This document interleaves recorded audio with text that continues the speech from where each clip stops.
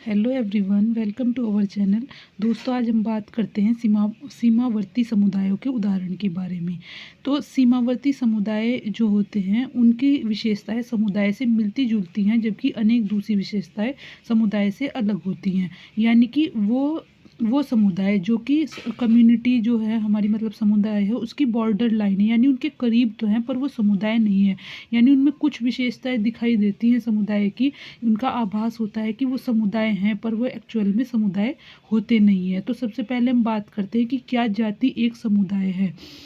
तो जाति जो है, जाति अथवा प्रजाति के अंतर्गत सदस्यों में सामुदायिक भावना के अतिरिक्त समुदाय का कोई तत्व देखने को नहीं मिलता।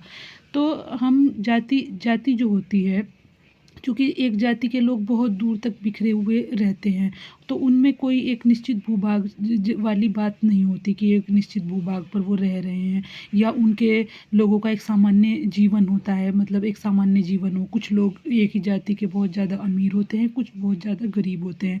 तो हम ये नहीं कह सकते कि इसमें समुदाय वाली जो विशेषताएं होती हैं वो भी नहीं है। एक सामुदायिक भावना तो होती है एक जाति के लोगों में, कि वो अपनी जाति के लोगों के लिए एक हम की भावना रखते हैं कि हाँ, कि वो सदस्य उनकी जाति का है, और उसके लिए वो जो है प्रेम भाव रखते हैं, उसकी ज़रूरत के टाइम जो है वो खड़े होते हैं।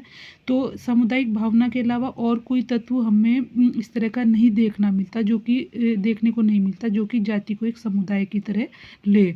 तीसरे नंबर पर आता है योजनाबद्ध निर्माण। चूँकि जो समुदाय होते हैं उनका निर्माण योजनाबद्ध नहीं होता है।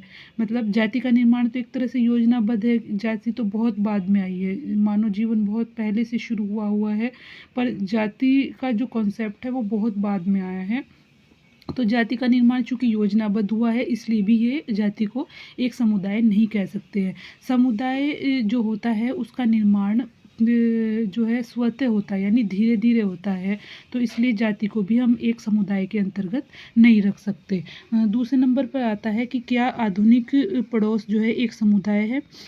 आधुनिक पड़ोस यानी जो कि आजकल के जो पड़ोस हो गए हैं, समाजशास्त्री जो है वो कहते हैं कि जो आदिम समुदाय थे, चूँकि वो बहुत ज़्यादा उनमें आपस में एक घनिष्ठता देखने को मिलती थी, उनमें समुदाय की सभी तरह की विशेषताएं देखने को मिलती थी, लोग आपस में एक दूसरे से मतलब रखते थे। पर जो आधुनिक समुदाय हैं, जो आधुनिक पड़ोस हैं, वो उनमें समुदायों की ऐसी कोई भी विशेषता देखने को नहीं मिलती। जैसे सामुदायिक भावना की कमी, यानी जो आपस में जो पड़ोसी होते हैं एक दूसरे से परिचित भी नहीं होते, जबकि पुराने जो पड़ोस थे वो, उसमें जो पड़ोसी थे वो एक दूसरे से परिचित होते थे, एक दूसरे के सुख दुख में भाग भी लेते थे। दूसरे नंबर पर आता है औपचारिक संबंधों की प्रधानता।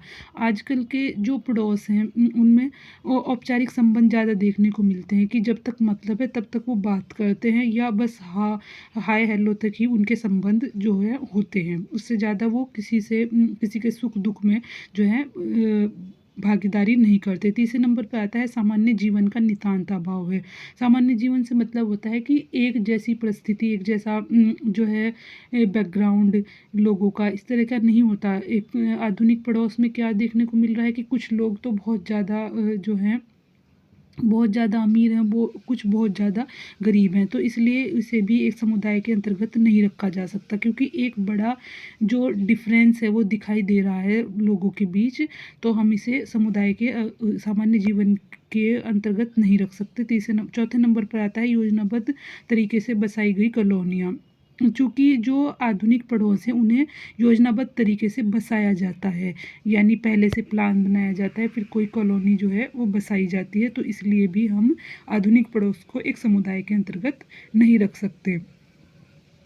तीसरे नंबर पे आता है कि क्या जेल एक समुदाय है। मैकाइवर और पेज ने जो है बंदीगृह को एक समुदाय माना है, क्योंकि जो बंदीगृह होता है उसमें समुदाय की चारों विशेषताएं जो है विद्यमान होती हैं। जैसे कि व्यक्तियों का एक बड़ा समूह होता है, एक निश्चित स्थानीय क्षेत्र होता है, सामुदायिक भावना होती है, एक दूसरे के समान जीवन होता है, और योजनाबद्ध रूप से विकास होता है। सिर्फ योजनाबद्ध रूप से जो विकास है, इस बात को अगर छोड़ दिया जाए तो जो और विशेषताएं हैं वो एक जेल के अंतर्गत अंतर्गत एक जेल की में जो है देखी जाती हैं, जो कि समुदाय की विशेषता है कि एक निश्चित स्थानीय क्षेत्र पर लोग रहते हैं और बड़ा समूह होता है और वो एक दूसरे के प्रति जो है हम की भावना भी रखते हैं, सामुदायिक भावना भी रखते हैं और एक दूसरे के जैसा ही उनका जो है जीवन होता है। उसमें कोई भी ज़्यादा ऊंच नीच नहीं होते। सब जो कैदी होते हैं उनका लगभग जो जीवन होता है एक समान होता है, उनका रहन सहन, उनका खाना पीना सब एक जैसा ही होता है। तो अगर योजनाबद्ध रूप से विकास को छोड़ दिया जाए तो हम जो हैं तो हम जेल को एक समुदाय मान सकते हैं। अक्सर ये जो उदाहरण है, ये शॉर्ट जो क्वेश्चन आते हैं आपके पास, जैसे आप ग्रेजुएशन में हो या 11th-12th में हो, तो ये शॉर्ट क्वेश्चन के तौर पर पूछे जाते हैं कि क्या जेल एक समुदाय है, क्या पड़ोस एक समुदाय है। तो आप इन्हें जो है एक शॉर्ट क्वेश्चन के तौर पर तैयार कर सकते हैं।